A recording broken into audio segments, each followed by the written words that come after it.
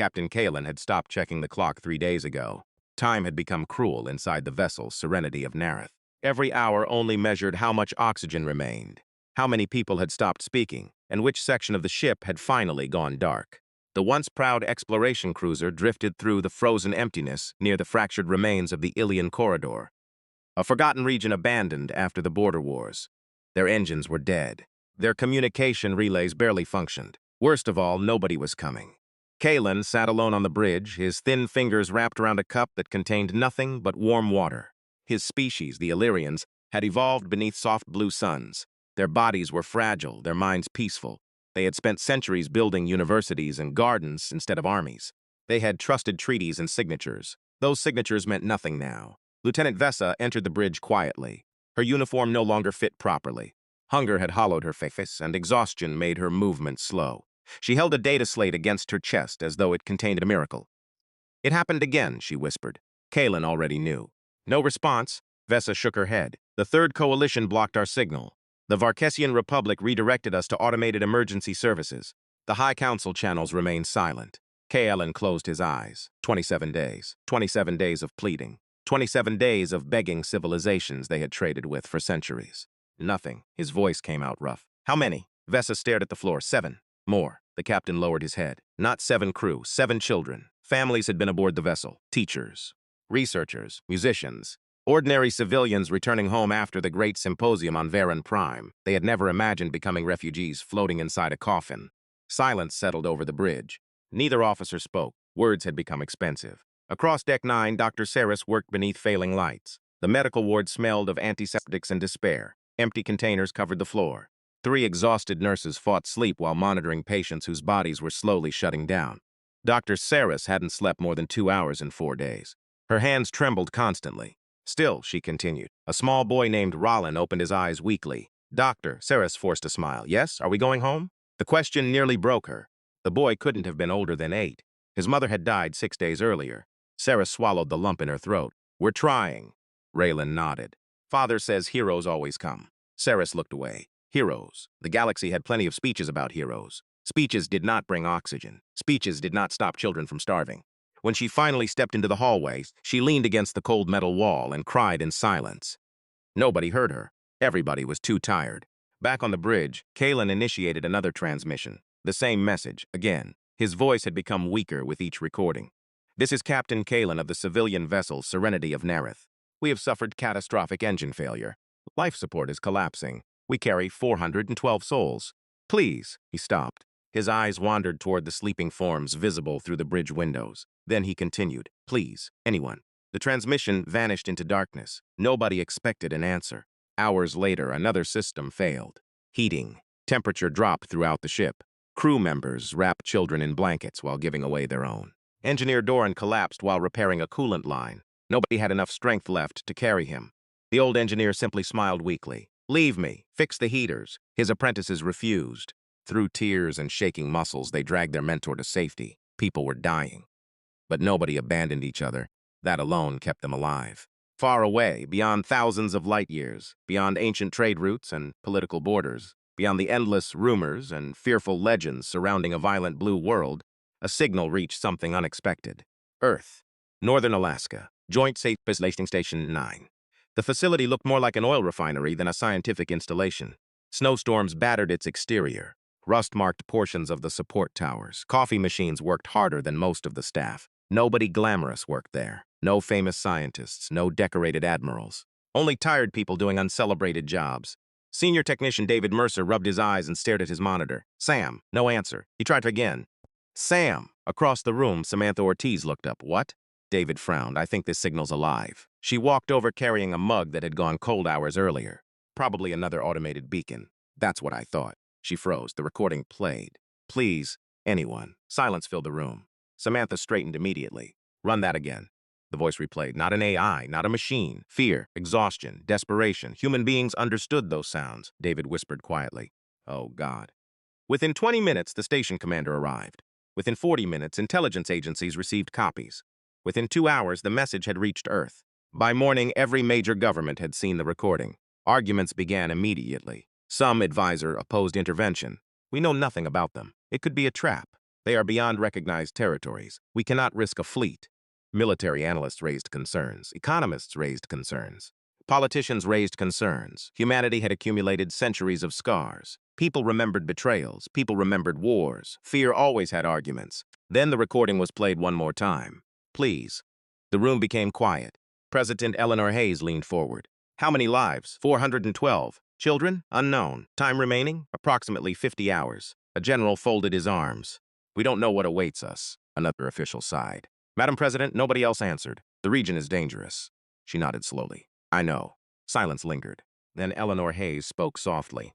Imagine hearing that message and doing nothing. Nobody answered, because they all imagined it, and none of them liked what they saw. 3 hours later, a unanimous vote emerged. No celebrations, no speeches, just signatures. Humanity had made its choice. Rescue. Not because it was profitable, not because it was strategic, because somebody had asked for help. Mars shipyards erupted into motion. Sirens echoed across kilometers of steel. Dock workers abandoned brakes. Engineers sprinted through corridors. Heavy loaders carried supplies nonstop. Medical ships prepared emergency wards. Cargo containers filled with food, water, blankets, and medicine. Nobody complained. Nobody asked about overtime. Everyone understood. Somewhere strangers were waiting. Commander Marcus Hale stood beneath the shadow of the largest vessel humanity had ever constructed. TWS Titan, nearly 6 kilometers long. Its armored hull looked ugly compared to elegant alien designs shown in intercepted images. Human ships were built by practical minds. Thick plating, massive engines, redundant systems. Built to survive. Marcus was 57 years old. Gray streaks crossed his hair. His face carried old scars from wars he never liked discussing. He stared upward at the giant vessel. Behind him, Dr. Elena Vasquez approached. You look tired. Marcus smiled faintly. I am. You should sleep. So should you. Neither moved. Elena sighed. How bad? Bad enough. She nodded. Medical teams under her command had volunteered without hesitation. Nobody forced them. 500 doctors, 1,200 nurses, thousands of support personnel. Most would go days without proper sleep. None cared. Marcus finally spoke. You know what the galaxy calls us, Deathworlders. They fear us. Elena smiled slightly. They should meet nurses after 48 hours without coffee. Marcus laughed quietly. His expression quickly darkened. If we're too late, we won't be. He looked at her. Confidence. Not arrogance, simple confidence. Elena had spent 20 years saving lives. She believed in work, not miracles. The launch came 21 hours after receiving the signal. Millions watched. No grand music accompanied the departure. Families hugged soldiers. Children waved flags. Old veterans saluted silently. Workers cried, because everyone understood something simple. 412 strangers mattered. The Titan emerged first. Behind it came rescue carriers, medical frigates, supply ships, escort destroyers, an entire fleet, not for conquest, not for war, for mercy. Inside the bridge, Marcus sat in command. His heavy voice remained calm. Status. All ships prepared. Medical teams standing by. Slip space drives charged. Marcus exhaled. He thought about the unknown people waiting in darkness. People who probably feared humanity. People who had heard stories. Monsters. Savages. Deathworlders. He hoped they were wrong. Because they were coming. And humanity intended to prove something the universe had forgotten. A knock interrupted his thoughts. Young Lieutenant Emma Briggs stood beside him. She looked nervous. Sir. Yes? My brother asked why we're risking all this. Marcus smiled. What did you tell him? Emma hesitated. I didn't know. Marcus leaned back. My father taught me something. What if someone screams for help and you have the strength to answer, then your answer says more about you than it does about them? Emma stood quietly. Then she smiled. I'll remember that. Marcus turned toward the stars. Signal navigation. Ready. Prepare jump. Outside, the engines of the Titan awakened. The enormous ship trembled. Blue light spread across the fleet. Thousands of crew members held their breath. Across the galaxy, inside the dying vessel, Serenity of Nareth, Captain Kalen sat beside sleeping children while recording one final message. His voice had become barely audible. This is Captain Kalen. He stopped coughing. We are grateful to those who listened. Vessa lowered her head. There was nobody. Kalen smiled sadly. Perhaps. Darkness spread through another section. The bridge lights dimmed. Life support alarms whispered weakly. 41 hours remained. Then suddenly, every sensor aboard the dying vessel screamed. Vessa's eyes widened. Captain! Kalen jumped to his feet. What is it? Her hands shook. Multiple contacts. Enemy ships? No. She stared at the impossible readings. Hundreds of gravitational signatures. Something enormous. Something that should not exist. The stars ahead twisted. Space itself cracked open. And from that impossible wound in reality, the first shadow emerged. Captain Kalen forgot how to breathe. Because the thing arriving wasn't a fleet. It looked like an entire civilization had come. Captain Kalen stared at the impossible object that had appeared where empty space had existed only seconds earlier. His bridge crew had stopped moving. Several sensor stations had gone dark after overloading, unable to process the mass of the vessel sitting before them. Even through the reinforced observation window, the giant silhouette eclipsed entire sections of the starfield. The ship was ugly, not elegant, not graceful. It looked like something built by creatures that had grown up fighting gravity and disaster. Thick armor plates wrapped its hull like scars. Giant engine blocks glowed beneath layers of reinforced structures. Countless smaller vessels surrounded it in disciplined formation, and behind them stretched dozens more ships carrying markings unknown to the galaxy. Vessa's voice trembled. "Captain," Kalen could barely answer, "are they Deathworlders?" Nobody spoke. Every child aboard the Serenity of Nareth had heard stories about Earth, predators, warriors. Creatures born beneath impossible gravity and violent weather. A species so dangerous that entire civilizations avoided provoking them. The bridge lights suddenly brightened. Communications had activated, an incoming transmission. Nobody moved, no one wanted to answer. Fear had become stronger than hope. Lieutenant Vessa slowly reached toward the controls. Her hands shook. The image appeared. The creature staring back at them was terrifying. Broad shoulders, scarred face, silver strands in dark hair, cold gray eyes. Captain Kalen expected cruelty. Instead, the stranger removed his cap. His heavy voice carried exhaustion, not arrogance. "This is Commander Marcus Hale of the Terran Rescue Fleet." Nobody breathed. Marcus glanced at several screens beside him before speaking again. "We received your distress signal 21 hours ago." Kalen could only stare. 21 hours. They had crossed impossible distances in 21 hours. The human commander leaned slightly forward. "We have 4 medical ships, 3 supply carriers, and enough provisions to support your people." Kalen remained silent. Marcus studied the exhausted alien captain. Then his expression softened. "You've been alone for a long time, haven't you?" Something inside Kalen broke. For 27 days he had begged governments. 27 days of rejection. 27 days of hearing excuses. Nobody had asked how they were. Nobody. Tears filled his eyes. "We thought—" His voice failed. Marcus waited patiently. "We thought nobody heard us," the human commander answered quietly. "We heard you." Those 3 words spread across the dying ship faster than electricity. People cried openly. Nurses collapsed against walls. Engineers embraced each other. Children smiled for the first time in weeks, and Dr. Sarah simply sat on the floor of her medical ward and wept until her hands stopped shaking. Aboard the Titan, the atmosphere was controlled chaos. Thousands of crew members moved through steel corridors. Heavy boots pounded across metal floors. Cargo handlers loaded emergency containers. Medical teams checked equipment one final time. Nobody had slept properly since launch. Nobody complained. Dr. Elena Vasquez stood inside Shuttle Bay 7 while fastening her gloves. One of her younger nurses, Sarah Kim, looked exhausted. Dark circles surrounded her eyes. "You need sleep," Elena said. Sarah shook her head. "After they eat. You've already been awake 30 hours. Sarah forced a smile. "Then 31 won't kill me." Elena didn't argue. There wasn't time. Minutes later, massive docking collars connected human rescue ships to the wounded Illyrian vessel. The first beings through the hatch were not soldiers. They were medics. Dr. Elena stepped forward, carrying emergency scanners. Behind her came nurses pushing floating stretchers and supply containers.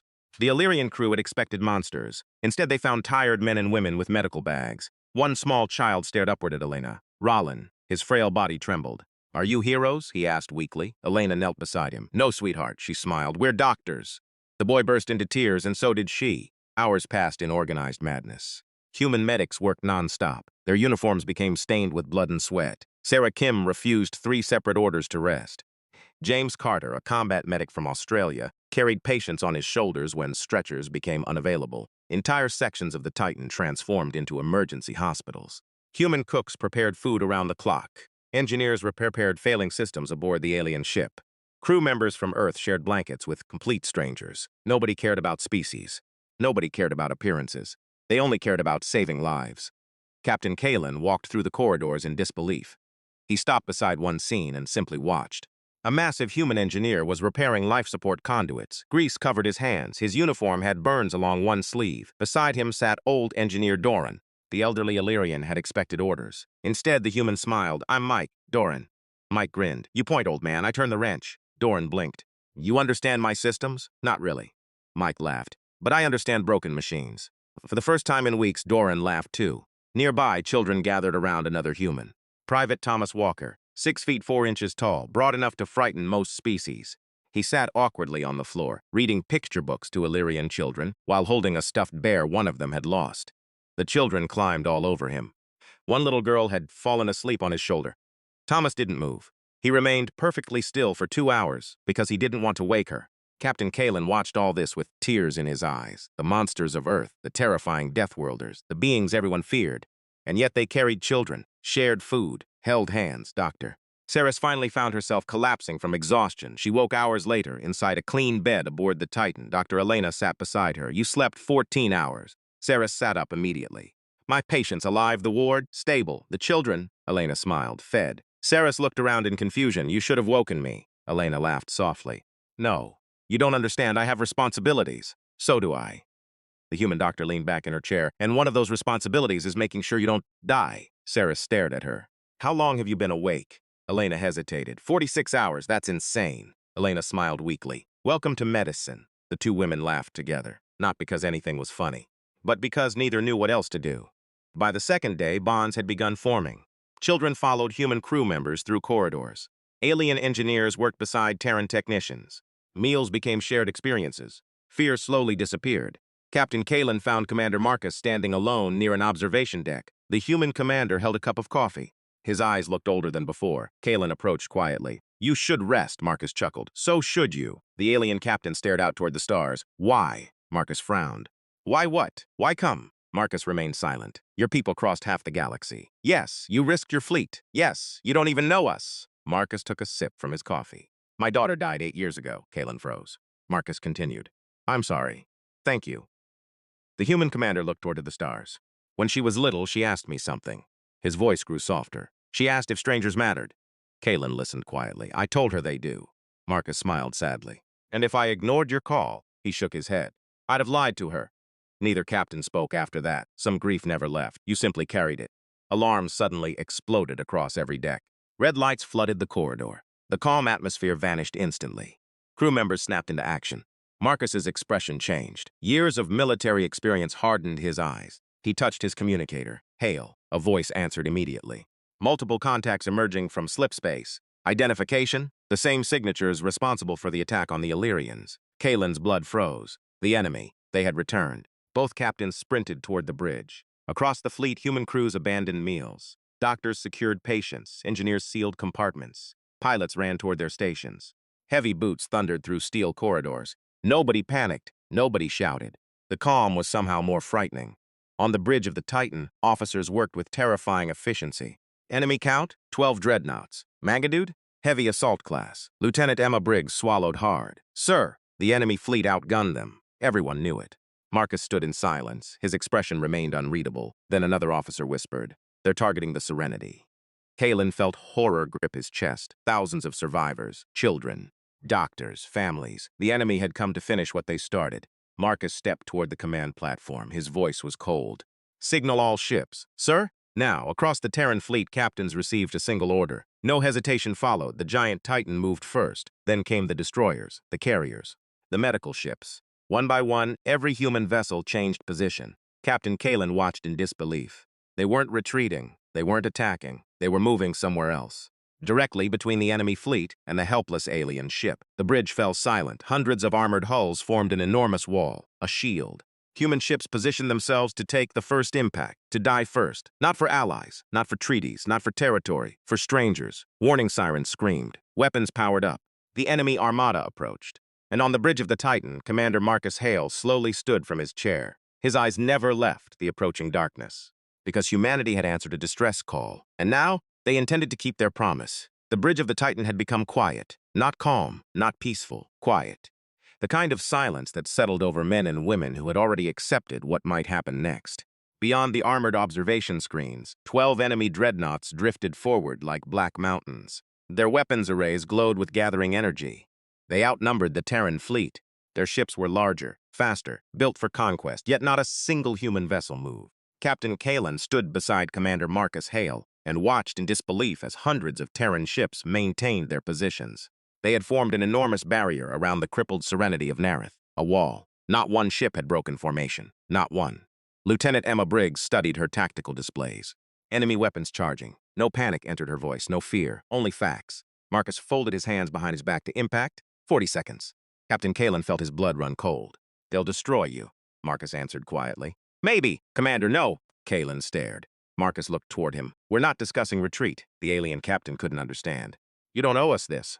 Marcus turned toward the stars. No. His voice became heavy, but I promised. The enemy transmission arrived. A massive reptilian figure appeared on the screen. Admiral Kravok, Supreme Commander of the Varkesh Dominion, his scarred face twisted into a sneer Terrans. Marcus remained silent. You shelter vermin. Still silence. They are ours. Marcus stared back without emotion. The enemy admiral smiled. Move aside. No answer. Or your fleet dies with them. The bridge remained silent. Captain Kalen looked at Marcus. The human commander didn't blink. He stepped forward. His tired eyes held no hatred, no anger, only certainty. His voice was cold. No! Admiral Kravok frowned. Marcus continued. They asked for help. You would sacrifice yourselves for prey? We would sacrifice ourselves for people. The enemy commander laughed. Strangers? Marcus nodded. Strangers. Kravok's smile disappeared. Your species truly deserves its reputation. Marcus raised an eyebrow. Which one? Monsters. The human commander finally smiled. Small, tired, almost sad. No. His voice dropped lower. We're neighbors. The transmission ended. Nobody spoke. Then Emma's voice echoed across the bridge. Weapons lock confirmed. Captain Kalen closed his eyes. This was it. 412 lives, thousands of humans, all about to die. Not because they had to, because they chose to.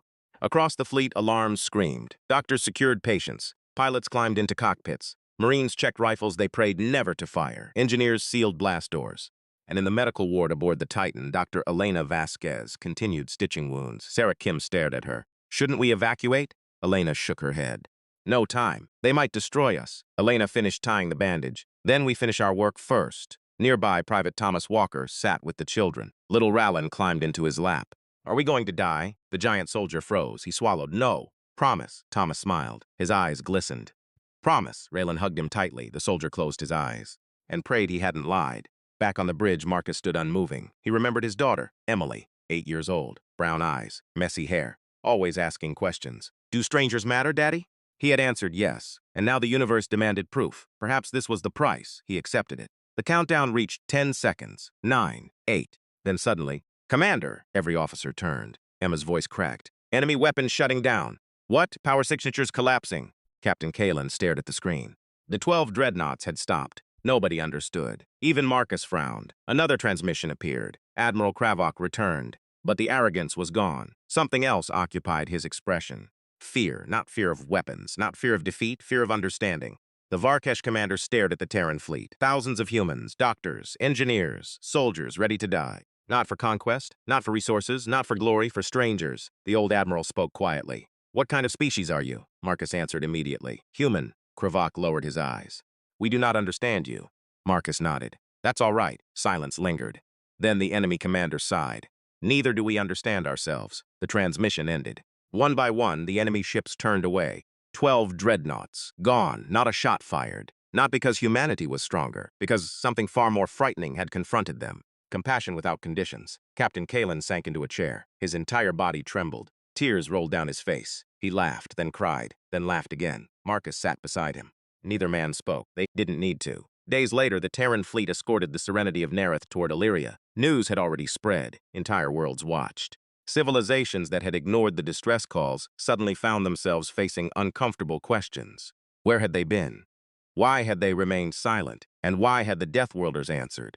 Millions gathered across Illyria. Families filled cities. Spaceports overflowed. Prayers echoed. Children held photographs. Parents waited. Some had not slept in weeks, Doctor. Sarah stood beside Elena as the planet appeared outside the windows. The alien doctor wiped tears away. I thought I'd never see home. Elena squeezed her hand. Neither did we. You never gave up. Elena smiled weakly. We're stubborn. Below them, billions watched the descent. Captain Kalen stepped onto the surface first. His knees nearly gave out. His wife ran toward him. Neither said a word. They simply held each other and cried. Nearby, Engineer Doran embraced his grandchildren. Lieutenant Vessa collapsed into her mother's arms, Doctor. Saris fell to her knees while her brother held her. Across the landing fields, families reunited. Millions wept openly. And standing quietly behind them were thousands of human personnel, watching, smiling, not seeking applause, not demanding recognition. They had simply brought people home. Rollin spotted Thomas Walker. The child broke free from his father and ran. The giant Marine laughed as the little boy collided with him. You promised. Thomas grinned. Told you. Raylan hugged him. His father approached with tears in his eyes. I don't know how to repay you. Thomas shook his head. You already did. How? You got him home. Months later, a galactic broadcast united thousands of worlds. Every species watched. The recording began with Captain Kaelin's original distress signal. Please, anyone. Silence followed. Then another image appeared, Commander Marcus Hale. Tired eyes, gray hair, simple uniform. No medals, no speech prepared. The galaxy expected triumph. Instead, Marcus spoke quietly. We heard them. Nothing more. Those 3 words echoed across civilizations. The phrase spread everywhere. Children learned it. Artists painted it. Pilots engraved it onto ships. Rescue organizations adopted it. Even former enemies repeated it. Humanity's greatest weapon wasn't its fleet. It wasn't the Titan. It wasn't their soldiers. It wasn't their fearsome reputation. It was something much harder to understand. They meant it when they said they would come. Years later, Commander Marcus Hale retired. His hair had turned white. His hands shook more than they once had. One evening, he sat beside the ocean near his home on Earth. Dr. Elena joined him. So, Marcus smiled. So, you ever regret it? He looked toward the horizon. No, Elena laughed. Not even once. Marcus thought of Emily, of Captain Kaelin, of Rollin, of all those tears on Illyria. No, he smiled softly. Not even once. Above them, stars appeared.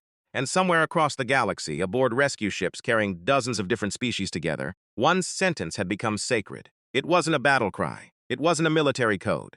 It wasn't spoken with pride, only with quiet certainty. A promise carried across the darkness. Hold on, we are coming. And at its center, a warship so massive that every sensor aboard the Serenity of Nareth overloaded trying to measure it.